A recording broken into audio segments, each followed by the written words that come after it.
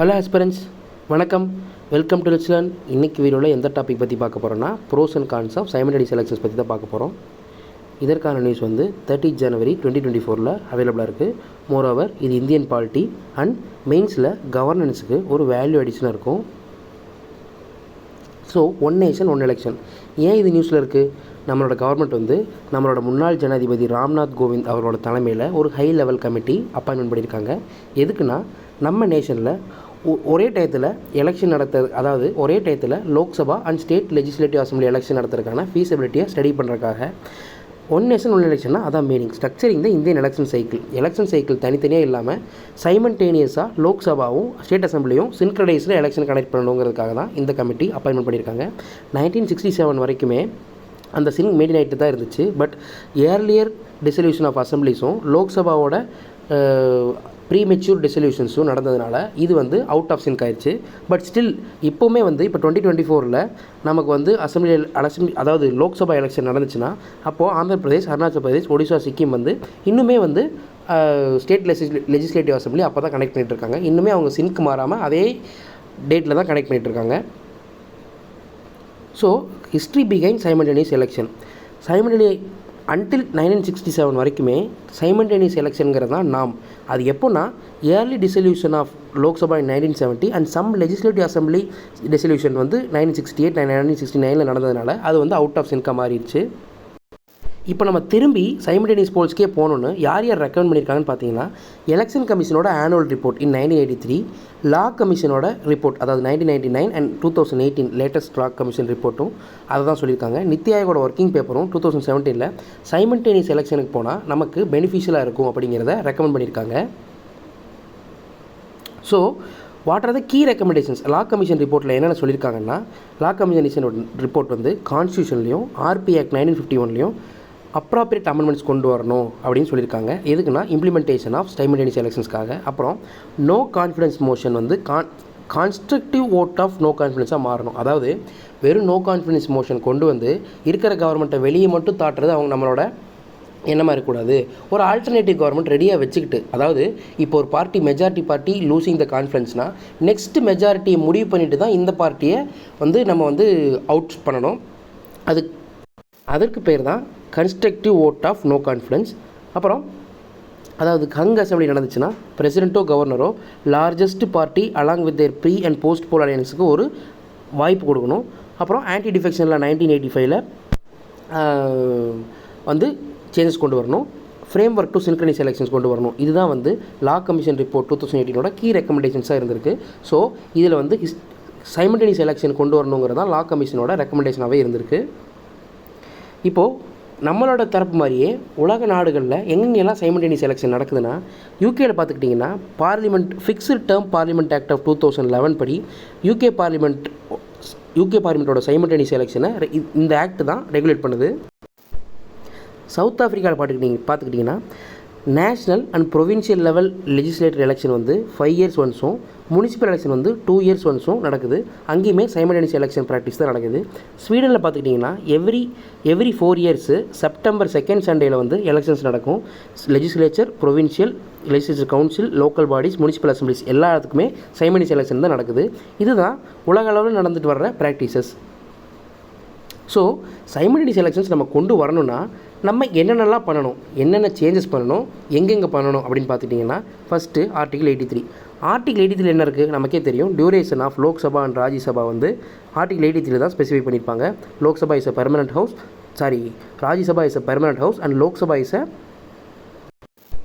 Automatically dissolvable every 5 years அப்படின்னு சொல்லியிருப்பாங்க. Article 85 dissolution of Lok Sabha by the president, premature டிசல்யூஷனை பற்றி பேசியிருப்பாங்க.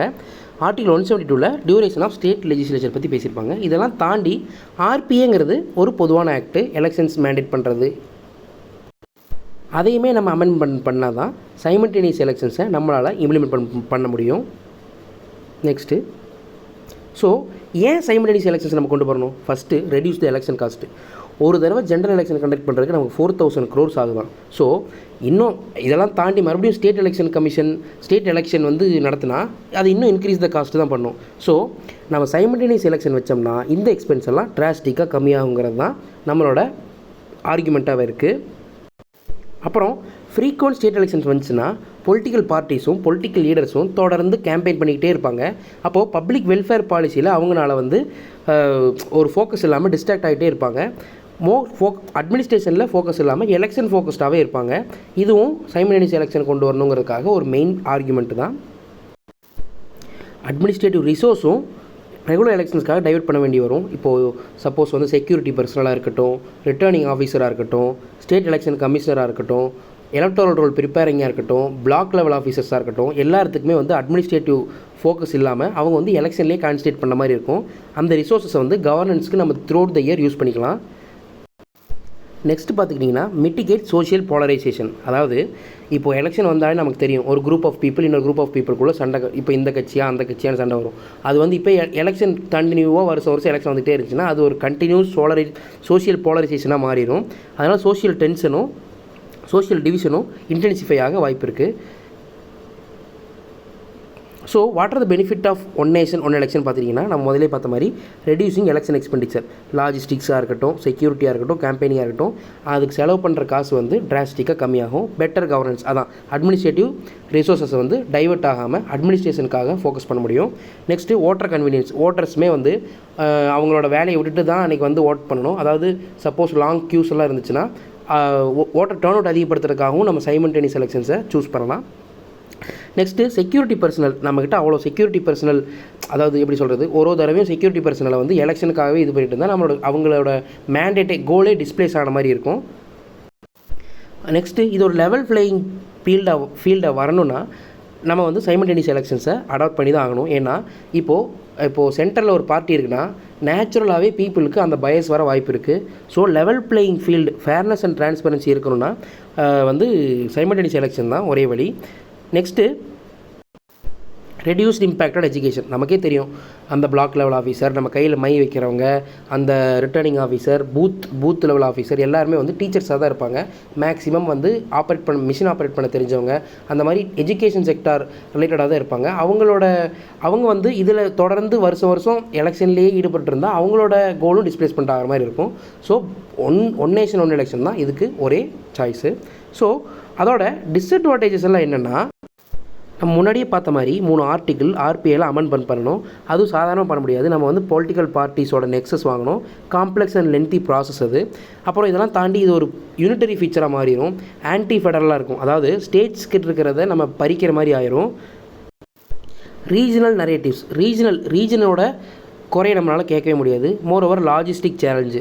ஒரு எலெக்ஷனுக்கே நமக்கு இவ்வளோ லாஜிஸ்டிக்கல் சேலஞ்ச் இருக்குது. சைமல்டேனியஸாக 2 எலெக்ஷன் வச்சா எவ்வளோ பேர், அதாவது எவ்வளோ சாப்பாடு கொண்டு போகணும், எவ்வளோ பூத் மிஷின்ஸ் கொண்டு போகணும், எவ்வளோ விவிபேட்டை வந்து மாற்றணும், அப்புறம் அதை சேஃபாக கொண்டு வந்து ஒரு இடத்துல ஸ்டோர் பண்ணி வைக்கணும் எலெக்ஷன் ரிசல்ட்ஸ் வரைக்கும். ஸோ அந்த மாதிரி லாஜிஸ்டிக் சேலஞ்சும் அதிகமாக இருக்குது. மோர் தென் 30 lakh எலக்ட்ரானிக் இவிஎம் வந்து இன்னும் அடிஷ்னலாக தேவைப்படும் அப்படின்னு நமக்கு வந்து ஒரு சர்வேயில் சொல்கிறாங்க. விவிபேட்டும் எலக்ட்ரானிக் ஓட்டிங் மிஷினும் இன்னும் 30 lakh அடிஷ்னலாக நமக்கு தேவைப்படும்னு சொல்கிறாங்க. நேஷனல் பார்ட்டிஸோட டாமினேஷன் இருக்க வாய்ப்பு இருக்குது. ஆனால் ரீஜனல் நரேட்டிவ் டவுன் ஆச்சுனாலே நேஷனல் பார்ட்டிஸ் வந்து நேஷனல் பார்ட்டிஸ் வந்து டாமினேட் பண்ணதுக்கான வாய்ப்பு அதிகமாக இருக்குது. மோரோவர் டெமோக்ராட்டிக் ப்ராசஸை இது வந்து அண்டர்மைன் பண்ணுற மாதிரியான ஒரு விஷயம் தான் இந்த one nation one election process.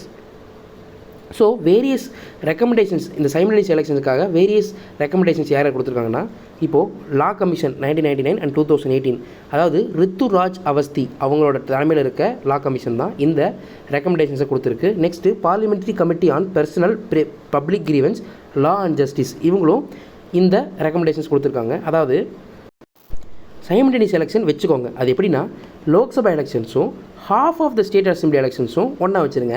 மீதி இருக்கிறவங்களுக்கு அடுத்த 2.5 வருஷம் கழித்து போவீங்க. ஸோ அட்ஜஸ்டிங் த டென்யூர் ஈஸியாக இருக்கும். நெக்ஸ்ட்டு முன்னாடி நம்ம பார்த்த மாதிரி கன்ஸ்ட்ரக்டிவ் கான்ஃபிடன்ஸ் மோஷன் வைங்க. அதாவது ஆல்டர்னேட்டிவ் கவர்மெண்ட் ரெடியாக இருந்தால் மட்டுமே நோ கான்ஃபிடன்ஸ் மோஷன் பாஸ் பண்ணி நெக்ஸ்ட்டு கவர்மெண்ட்டை சூஸ் பண்ணணும். இது வந்து அன்னெசரி டிசல்யூஷனை தடுக்கும். அப்புறம் இப்போது பஞ்சாயத்து ராஜ் மாதிரியே after dissolution a government is ரீஎலெக்டட்னா for the remainder of the original term serve பண்ணுற மாதிரி சொல்லுங்கள் அப்படின்னு சொல்லியிருக்காங்க. நெக்ஸ்ட்டு பை எலெக்ஷன்ஸ், சப்போஸ் டெத்துனாலேயோ ரெசிக்னேஷனாலேயோ டிஸ்குவாலிஃபிகேஷனாலேயோ அந்த போஸ்ட் வேகண்ட் ஆகி பை எலெக்ஷன் வந்துச்சுன்னா அந்த பை எலெக்ஷன்ஸை இயர்லி ஒன்ஸ் வச்சா இந்த ப்ராசஸை நம்மளால் ஸ்ட்ரீம்லைன் பண்ண முடியும் அப்படின்னு இந்த ரெக்கமெண்டேஷன்ஸில் சொல்கிறாங்க. ஸோ நம்ம என்ன பண்ணலாம் அப்படின்னா, political parties, civil societies, constitutional எக்ஸ்பர்ட்டோட கன்சென்ஸை பேஸ் பண்ணி நம்ம என்ன மெசேஜ் எடுக்க முடியுமோ அதை எடுக்கலாம். நெக்ஸ்ட்டு இதை அப்ரூவ் பண்ணுறது ஒரு கொலாபரேட்டிவ் அப்ரோச்சாக இருக்கணும். இந்தியாவோட ஈத்தோஸையும் ஃபெடரல் ஸ்ட்ரக்சரையும் எந்த விதத்திலையும் பாதிக்காத மாதிரி சைமல்டேனியஸ் எலெக்ஷனை நம்ம இம்ப்ளிமெண்ட் பண்ண பார்க்கணும். ப்ராக்டிக்கல் சேலஞ்சு, கான்ஸ்டியூஷனல் மேண்டேட்டு இது எல்லாத்தையுமே நம்ம வந்து கன்சிடர் பண்ணிக்கணும். இது எல்லாத்தையும் யூஸ் பண்ணால் நம்ம ஈஸியாக சைமல்டேனியஸ் எலெக்ஷன்ஸை டுவர்ட்ஸாக மூவ் பண்ண முடியும். ஸோ இதோட இந்த வீடியோ கம்ப்ளீட் ஆகுது. உங்களுக்கு ஏதாச்சும் இஷ்யூஸ் இருந்தாலும் சஜஷன்ஸ் இருந்தாலும் கமெண்ட் பாக்ஸில் மென்ஷன் பண்ணுங்கள்.